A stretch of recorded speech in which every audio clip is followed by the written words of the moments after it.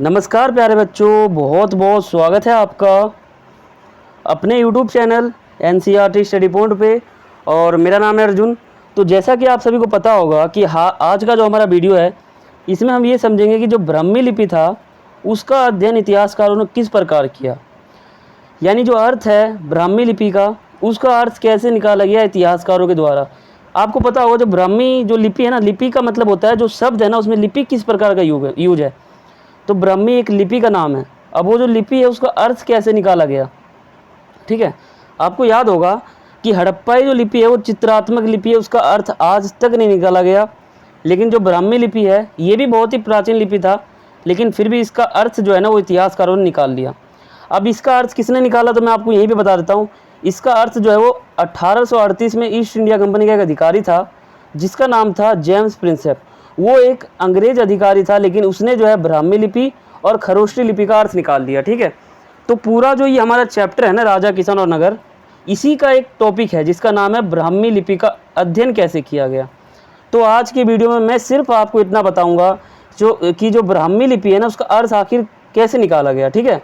पूरा हमारा वीडियो इसी के ऊपर फोकस रहेगा, तो आप वीडियो को बिल्कुल स्किप ना करें, ये मेरा आपसे थोड़ा रिक्वेस्ट है, ठीक है।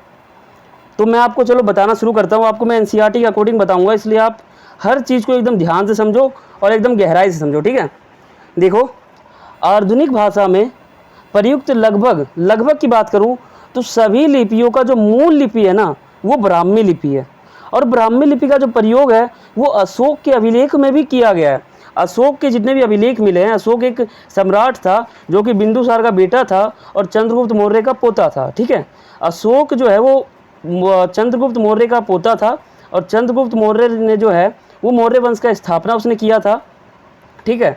अब जो अशोक है वो मौर्य साम्राज्य का बहुत ही प्रसिद्ध राजा था, बहुत ही प्रसिद्ध शासक था।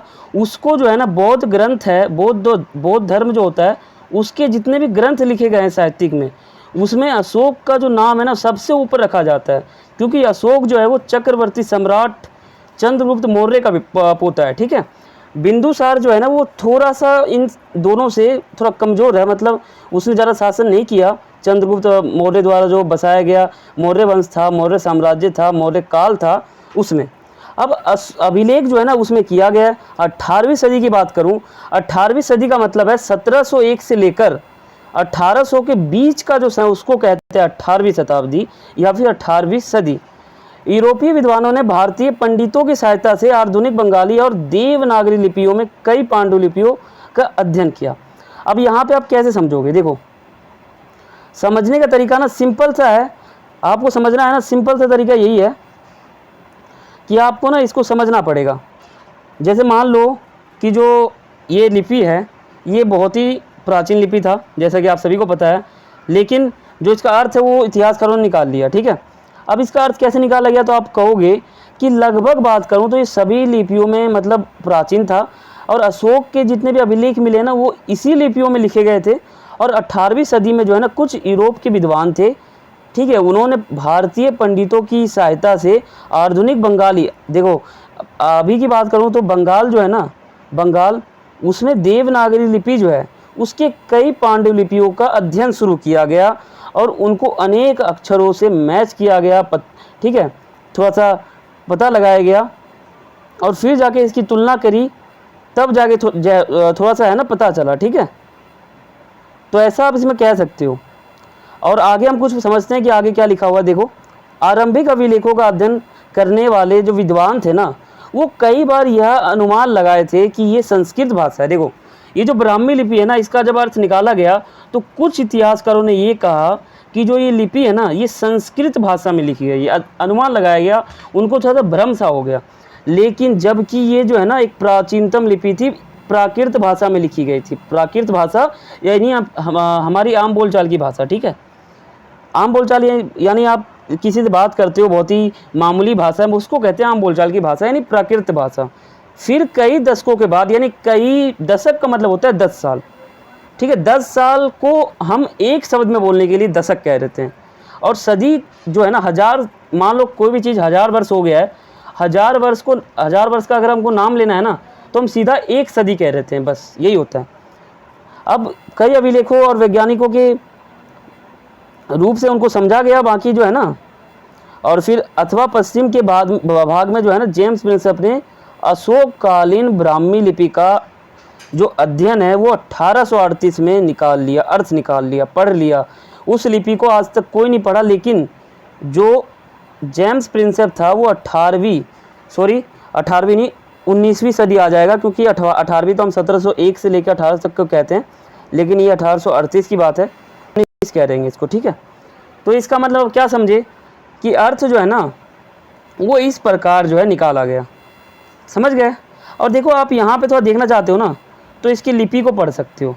ये लिपि कुछ इस प्रकार से देखो, ये क्या लिखा हुआ है, का लिखा हुआ है, ये चा लिखा हुआ है।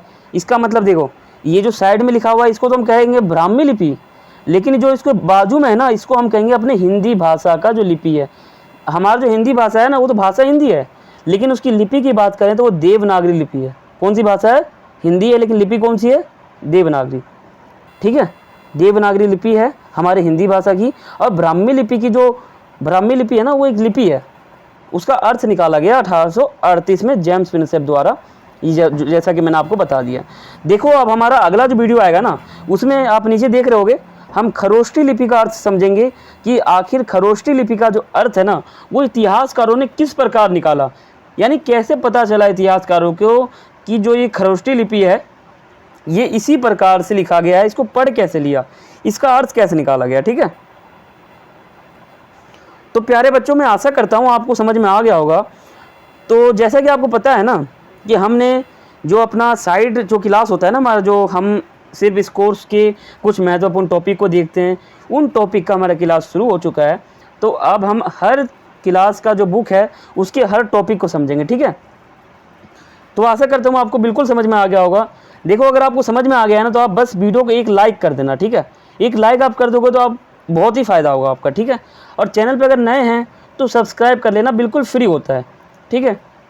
और बाकी अगर आप हमारे कोर्स को ज्वाइन करना चाहते हो तो आप कर सकते हो। और बाकी मैंने इस चैप्टर को बिल्कुल डीप पढ़ा रखा है, हमारे चैनल पे दिख जाएगा, मैंने आपको बिल्कुल ये पूरा चैप्टर बता रखा है।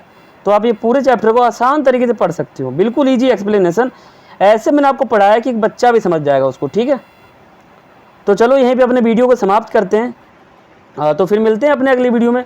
तब तक के लिए सभी को थैंक्स फॉर वॉचिंग। जय हिंद, जय भारत।